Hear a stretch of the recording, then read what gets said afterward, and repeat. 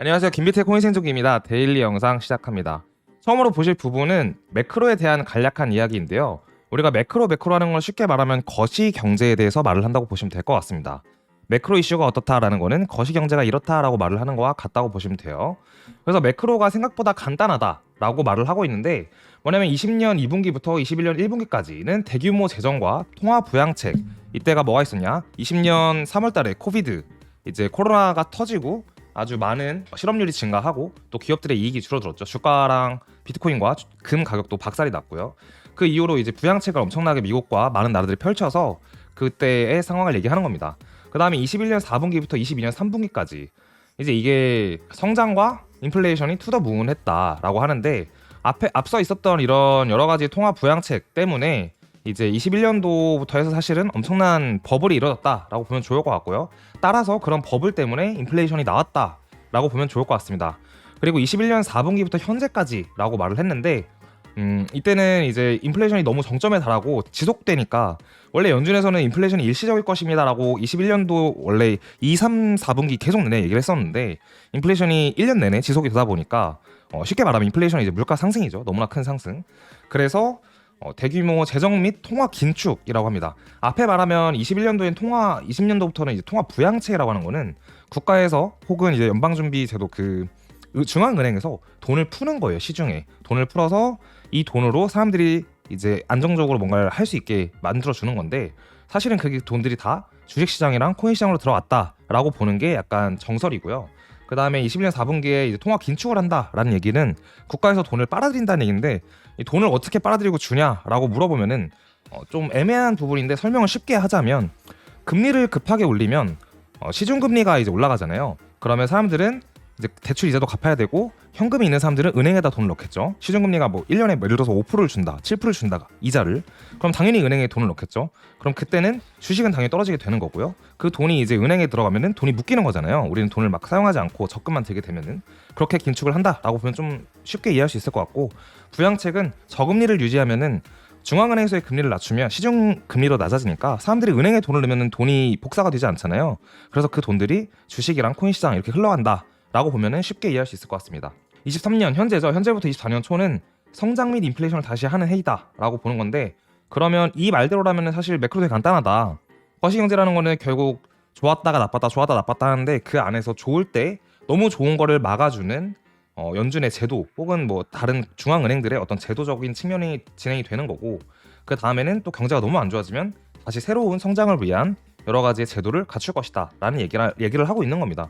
그러니까 좋을 때 안 좋아질 걸 예상하고 너무 안 좋을 때 좋을 거를 생각하라, 이렇게 보시면 좀 쉬울 것 같아요. 그리고 오늘 영상에서 이따가 시바를 좀 다룰 텐데 끝까지 영상 보시는 게 아마 좋을 겁니다. 다음 보시면 이제 이게 주가와 어닝, 기업의 이익, 지금 보시면 여기 S&P 500은 미국의 주식이라고 생각하면 좋겠죠. 그리고 어닝은 기업의 이익, 페이롤은 실업률, GDP는 국가의 성장이라고 보면 좋을 것 같습니다. 보시면 되게 아이러니하게 여기서도 그렇고, 이게 1957년, 그리고 이게 1973년, 그리고 1980년, 1989년, 2007년, 2019년인데요. 다 똑같이 가리키는 게 뭐냐? 여기서 볼 수 있는 게 사실 다 필요 없어요. 어지럽잖아요.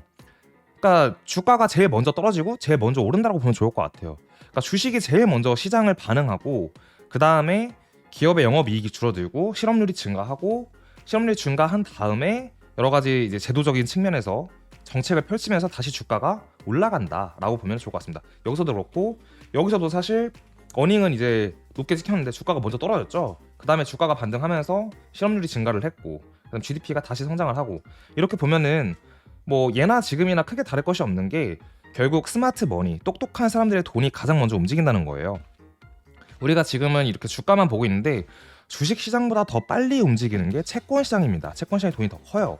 근데 채권 시장이 제일 먼저 움직이고, 그 다음에 주식 시장이 움직이는데, 지금 현재의 채권 시장은 금리를 동결하거나 인하하는 쪽으로 시사하고 있습니다. 그동안 역사적인 데이터를 통해서 보자면.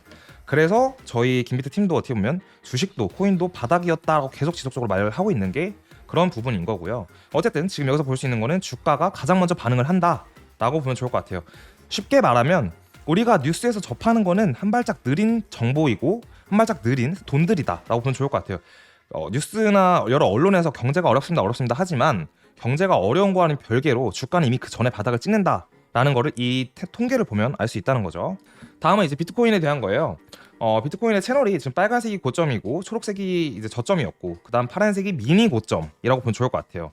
근데 보시면 이 아래 지표, RSI 지표에서도 그렇고 위에 차트상으로도 그렇고 현재가 초록색 부분이 거의 왔어서 이게 사실상 매수 타임이었고 그다음에 파란색으로 가고 있다. 그러니까 우리는 약간의 미니 불장일지 엄청난 불장일지 모르겠지만 일단 저희 팀 같은 경우는 확률적으로 미니 불장이라고 생각을 하고 있고요. 그래서 반등을 하는 시기가 현재가 되고 있다라고 말하는 겁니다. 이거는 이제 역사적으로 비트가 75% 이상 조정을 주고 6개월 이상의 약세장을 주고 그 다음에 일주일에 20% 이상이 올라버리면 이제 비트 자체가 이미 바닥이 지나갔다라고 해석할 수 있는 건데 실제로도 생각을 해보면 2017년 12월 17일 날 제 기억이 아마 맞을 겁니다. 지금 대본 없이 하는 거라서 제 기억으로 하는 건데 그때 비트가 바이낸스 기준으로 19,787달러인가가 고점이었고 그 다음에 2018년 12월 20며칠까지 아마 떨어졌을 거예요. 1년 동안 떨어진 게 마이너스 82%였을 거고요. 84%였을 거고요. 그때가 이제 저점이 3,100달러 정도였는데 그 이후에 횡보의 기간이 약 4개월에서 6개월 정도 있었습니다. 그리고 나서 19년 4월 2일 날 기준으로 주봉이 20% 이상 올랐어요. 25%인 걸로 기억하는데 그게 이제 보자면은 요 구간이에요.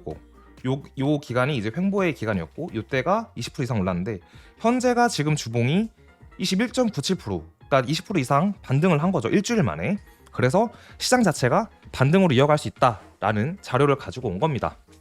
이거는 윌리 오라는 사람인데요. 윌리 오라는 사람이 되게 신뢰할 수가 있어요. 이분도 되게 오래된 코인을 하는 사람이고 어떻게 보면 온체인 지표에 대해서 굉장히 오래전부터 공부를 한 사람인데 이분이 한 얘기를 보면 CVD 플로어이라는 거는 2개월 연속으로 방어를 했으며 이는 충돌이 근접한 코비드가 이때 코로나 때 2020년 3월을 제외하고 첫 번째 테스트다.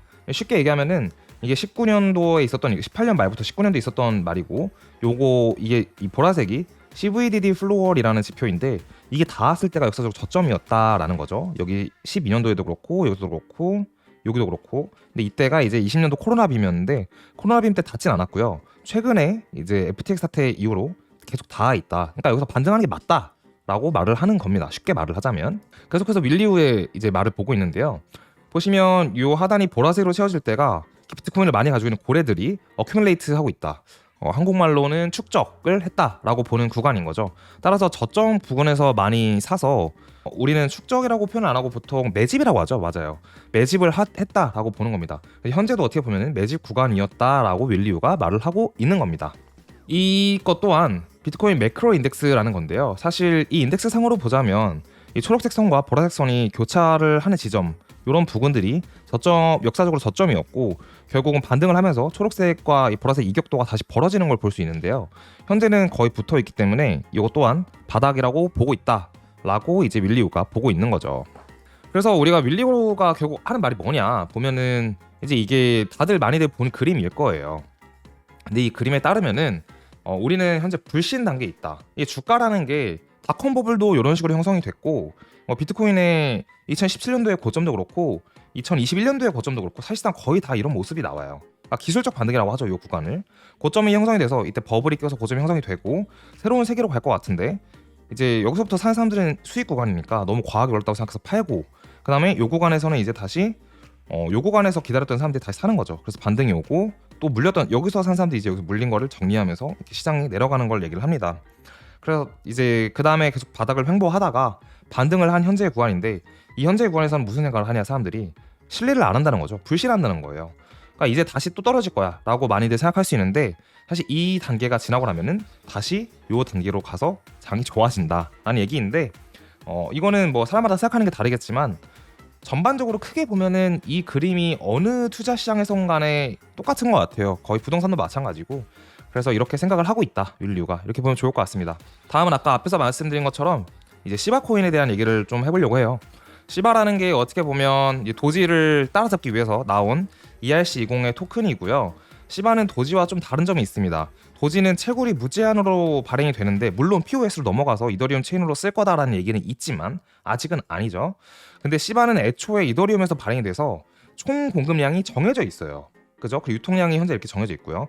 도지는 계속 공급이 증가한다는 거 그런 차원에서는 사실 도지는 과학적으로는 사실 가격이 내려갈 수밖에 없는데 어쨌든 사는 사람이 또 있으니까 어느 정도 유지가 되고 있는 거고, 시바의 경우는 정해진 수량이 있기 때문에 가격이 무한히 우하향하는 것보다는 어느 정도 유지가 될 가능성이 높은 코인인 거죠. 저희가 이 시바 코인을 다루는 이유는 오늘 업비트에서 시바 코인 워너마켓 상장을 한다고 했는데 시간은 약 오후 4시쯤으로 지금 보여지고 있고요. 이 시바를 저희가 이제 카드가 지금 나갈 거예요. 저희가 옛날에 영상을 찍었어요. 4개월 전인가? 시바랑 도지랑 비교해서 찍었었고, 저도 개인적으로 아무도 시바를 모를 때 심심해서 지갑에 있던 진짜 자투리 돈으로 샀는데 그게 좀 큰 돈이 된 그런 기억도 있는 코인입니다. 근데 시바라는 게 좀 생각보다 잘 짜여진 게 지금 시총으로는 15위예요. 아마 지금 영상 찍고 나서 14위가 갈 수도 있는데 시총이 15위라서 업비트에 상장하고 뭐 2배, 3배, 4배 이렇게 보기는 조금 힘들 것 같아요. 제가 방금 봤을 때는 시바가 도지를 따라잡으려면 약 2배가 오르면 도지의 시총으로 가긴 갑니다. 21년도 불장 때 도지랑 시바랑 엎치락 뒤치락 하면서 시총이 한 단계 차이로, 예를 들면 시바가 17이면 도지가 16이 뭐 이런 식으로 왔다 갔다 하긴 했었어요. 근데 뭐 엄청난 상승을 하기에는 약간 천장이 좀 있는 편이다. 왜냐면 시바 자체가 어떻게 보면 밈코인이고 또 토큰의 용도 자체가 뭐 그렇게 많이 있진 않아요. 그래서 얘가 예를 들어서 뭐 이더리움처럼 시총 2등이 될 수는 없잖아요. 우리가 그동안 경험해온 시장이라는 게 있으니까. 그래서 너무 큰 상승을 바라긴 힘들 수 있다. 다만 업비트에서 오랜만에 상장을 했고 유동성이 좀 있는 현재 상황이잖아요. 반등도 했고. 그래서 단기적인 상승을 있을 수 있으나 당장 이걸 사서 존버를 뭐 몇 년 하자라고 하는 거는 좀 어려울 수 있다라는 말씀을 드리고 싶고요. 자, 그럼 차트로 넘어갈게요. 네, 차트로 넘어가기 전에 잠깐 이 시총을 같이 보자고요. 지금 보고 계신 사이트는 코인게코라는 사이트입니다. 이 사이트에서 보시면은 시바가 14등이 됐네요. 14등이고 이제 도지가 9등인데 요 시가총액이 이제 시가총액은 현재 나와 있는 코인의 양 곱하기 현재 코인의 가격입니다.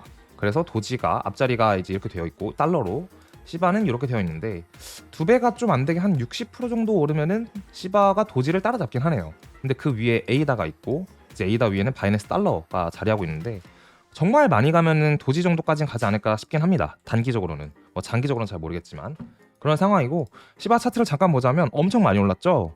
이게 차트상으로 보면은 사실 엄청 오른 것 같은데 또 이렇게 비교를 해보면은 아까 공지가 업비트에서 뜨고 나서 10시에 10%가 오른 상황이고 그 10%부터 다시 거의 10% 올랐으니까 한 20%가 오르지 않았나 싶네요. 맞습니다. 보시면은 거의 여기 보시면 여기 나오죠. 여기에 18.96%가 현재 오르고 있는 상황이라고 보면 좋을 것 같습니다. 그럼 이제 비트코인을 잠깐 봐볼까요? 저희가 뭐 해시리본에 대한 얘기를 저희는 옛날부터 했는데 최근에 다른 유튜버 분들이나 텔레그램 등등에서 해시리본을 많이 보시더라고요. 보시면 일봉으로 보실게요. 일봉으로 보면 해시리본 바이가 뜬 거는 지난번에 얘기를 했고 현재 과매수 구간이긴 합니다.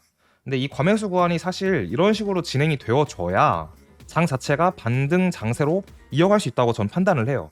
요게 이제 RSI라는 지표가, 과매수라는 거는 사람들이 너무 많이 사서 이제 떨어질 거야 라는 건데 반대로 생각하면 이게 시장 심리를 나타내기도 합니다. 보시면 요게 80 이상에서 지금 언제죠?